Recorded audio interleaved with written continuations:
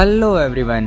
तो गाइज आज की इस न्यू वीडियो में हम लोग क्लास 10th हिस्ट्री के one of the most important chapter को कवर करेंगे, जो कि है नेशनलिज्म इन इंडिया। आज की वीडियो में हम बात करेंगे एक ऐसे सफ़र की जिसने हमारे देश की किस्मत बदल दी। तो चलिए हम अपने वीडियो को शुरू करते हैं। तो हमारी स्टोरी शुरू होती है 1914 के फर्स्ट वर्ल्ड वॉर से। This war created a new economic and political situation in India. Britishers ने अपने वॉर के एक्सपेंडिचर्स निकालने के लिए इंडिया में टैक्सेस बढ़ा दिए, इनकम टैक्स इंट्रोड्यूस किया गया और कस्टम ड्यूटीज रेज कर दी गईं।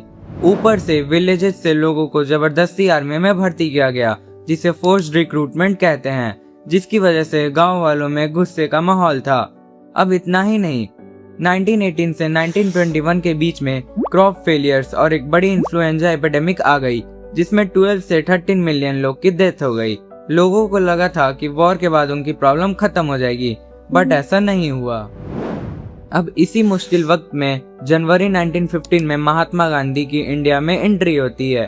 वो अपने साथ साउथ अफ्रीका से एक नया वेपन लाए थे, जो कि था सत्याग्रह का। इसका मतलब था कि power of truth. Gandhi ji believe कि अगर आपका कॉज सच्चा है और स्ट्रगल इनजस्टिस के खिलाफ है, तो आपको फिजिकल फोर्सेस की जरूरत नहीं है। उनका कहना था कि एक सत्याग्रही बिना एग्रेसिव हुए कोई भी बैटल को जीत सकता है through non violence. Gandhi ji ने आते ही 3 सक्सेसफुल सत्याग्रह मूवमेंट्स किए। फर्स्ट 1917 का चंपारण सत्याग्रह, जो कि ऑपरेसिव प्लांटेशन सिस्टम के खिलाफ था। सेकंड 1918 का खेड़ा सत्याग्रह, जो क्रॉप्स फेलियर और प्लेग से परेशान पीजेंट्स के लिए रेवेन्यू रिलैक्सेशन मांगने के लिए था। फिर थर्ड 1918 का अहमदाबाद सत्याग्रह, जो कि कॉटन मिल वर्कर्स के लिए था। अब ये सब देखकर ब्रिटिश गवर्नमेंट ने 1919 में लाया अपना रॉलेट एक्ट। इस एक्ट के तहत ब्रिटिश गवर्नमेंट किसी भी पॉलिटिकल प्रिजनर को 2 साल तक बिना ट्रायल के जेल में रख सकती थी। ये सब देखकर गांधी जी ने रॉलेट एक्ट के खिलाफ एक नेशन वाइड सत्याग्रह लॉन्च किया, लेकिन ब्रिटिशर्स ने उसको बहुत ही ब्रूचुअली रिप्रेस कर दिया था। अब आता है 13 अप्रैल 1919 का ब्लैक डे, जिस दिन जलियांवाला बाग का इनफेमस इंसिडेंट हुआ। अमृतसर के एक इनक्लोज ग्राउंड में इनोसेंट लोग बैसाखी फेयर अटेंड करने और प्रोटेस्ट करने के लिए आए थे। जनरल डायर ने ग्राउंड के एग्जिट पॉइंट्स ब्लॉक कर दिए और उन इनोसेंट लोगों पर ओपन फायर कर दिया, जिसमें सेवरल हंड्रेड ऑफ पीपल की डेथ हो गई। डायर का ऑब्जेक्ट था सत्याग्रही के दिलों में टेरर क्रिएट करना। अब इस जालियांवाला बाग मैसेकर के बाद गांधी जी को लगा कि एक ब्रॉड बेस्ड मूवमेंट चाहिए, पर ये हिंदूज एंड मुस्लिम के एक साथ आए बिना पॉसिबल नहीं था। अब फर्स्ट वर्ल्ड वॉर के बाद ऑटोमन टर्की डिफीट हो गया था और इस्लामिक वर्ल्ड के स्पिरिचुअल हेड खलीफा पर एक खास ट्रीटी इम्पोज होने वाली थी। सो टू डिफेंड द खलीफास पावर, बॉम्बे में एक खिलाफत कमेटी फॉर्म हुई। गांधी जी ने मोहम्मद अली और शौकत अली के साथ मिलकर खिलाफत और स्वराज के सपोर्ट में नन कॉपरेशन मूवमेंट स्टार्ट करने का प्लान बनाया। दिसंबर 1920 के नागपुर सेशन में ये प्रोग्राम अडॉप्ट कर लिया गया।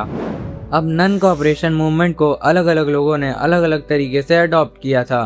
सबसे पहले बात करें हम टाउन्स में, तो यहाँ स्टूडेंट्स ने गवर्नमेंट स्कूल्स छोड़ दिए थे, लॉयर्स ने अपनी प्रैक्टिसेस क्विट कर दी, फॉरेन गुड्स बॉयकॉट हुए और फॉरेन क्लॉथ्स की बड़ी बड़ी बॉनफायर जलाई गई।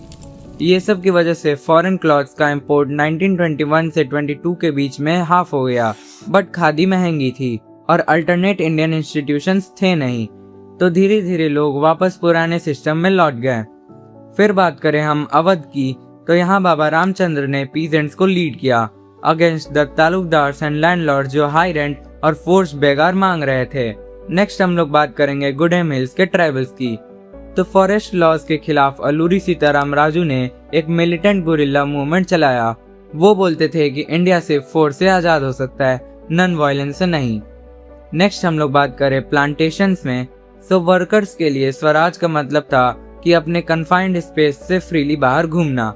उन्होंने प्लांटेशन छोड़ दी, ये सोचकर कि गांधी राज आ गया है, पर रास्ते में ही पुलिस ने उन्हें पकड़कर बहुत पीटा। अब ये सब के बीच 1922 में यूपी के चौरी चौरा में एक पीसफुल प्रोटेस्ट पुलिस के साथ वायलेंट क्लैश में बदल गया, एंड ये सब देखकर गांधी जी ने नन कॉपरेशन मूवमेंट को वापस ले लिया। पॉलिटिक्स फिर से तब गर्म हुई जब 1928 में साइमन कमीशन इंडिया आया। इस कमीशन का काम था इंडिया का कॉन्स्टिट्यूशनल सिस्टम देखना, पर प्रॉब्लम ये था कि इसमें कोई भी इंडियन मेंबर नहीं था। दे वेर ऑल ब्रिटिशर्स, इसीलिए इनका स्वागत गो बैक साइमन के नारों से हुआ। अब दिसंबर 1929 में जवाहरलाल नेहरू के प्रेसिडेंसी में लाहौर कांग्रेस ने पूर्ण स्वराज की डिमांड की, लेकिन इसे उतनी अटेंशन नहीं मिली। और इसी टाइम पर गांधी जी ने भी देश को यूनाइट करने के लिए एक पावरफुल सिंबल सेलेक्ट किया, जो कि था सॉल्ट का, क्योंकि सॉल्ट रिच और पुअर दोनों कंज्यूम करते थे और ब्रिटिश गवर्नमेंट उस पर टैक्स लगाती थी। गांधी जी ने अपने 78 ट्रस्टेड वॉलंटियर्स के साथ साबरमती से डांडी तक का एक फेमस सॉल्ट मार्च किया। 6 अप्रैल 1930 को वो डांडी पहुंचकर सी वाटर बॉयल करके लॉ ब्रेक किए। यहाँ से शुरू हुआ सिविल डिसोबीडिएंट मूवमेंट का। लोग अब सिर्फ कॉपरेट करने से मना नहीं कर रहे थे, बल्कि कॉलोनियल लॉज को भी तोड़ रहे थे।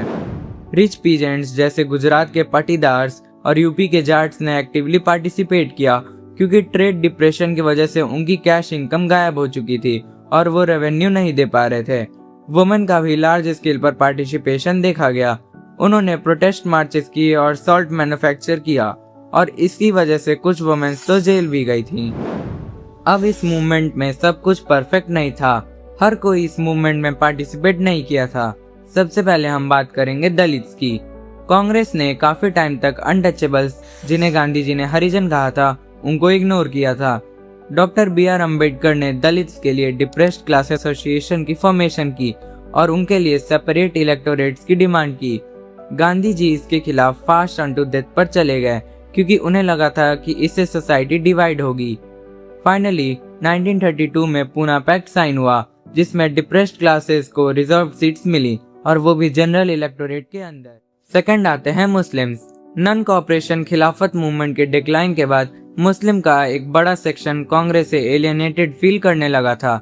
हिंदू मुस्लिम रायट्स हर जगह होने लगे और उनके बीच सस्पिशन का माहौल बन गया। बहुत सारे मुस्लिम्स ने सिविल डिसोबीडिएंट मूवमेंट में यूनाइटेडली पार्टिसिपेट नहीं किया था। उन्हें डर लग रहा था कि कहीं हिंदूज मेजॉरिटी में ना चल जाएं और इसकी वजह से उनका कल्चर एंड ना हो जाए। अब यहाँ क्वेश्चन ये इमर्ज होता है कि इतने डिफरेंट पीपल यूनाइट हुए कैसे? How did a sense of collective belonging emerged? So यहाँ एंट्री होती है कल्चरल एलिमेंट्स की। फर्स्ट हम लोग बात करेंगे भारत माता की। बंकिम चंद्र चट्टोपाध्याय ने वंदे मातरम लिखा और अवनींद्र नाथ टैगोर ने भारत माता की काम कंपोज्ड और एक स्पिरिचुअल पेंटिंग बनाई थी। सेकंड हम बात करेंगे फोकलोर रिवाइवल की। रविंद्रनाथ टैगोर और नतेशा शास्त्री जैसे लीडर्स ने गांव-गांव घूमकर फोक टेल्स और सॉन्ग्स कलेक्ट किए, ताकि देश की ट्रेडिशनल कल्चर प्रिजर्व रह सके। थर्ड हम लोग बात करेंगे फ्लैग्स की।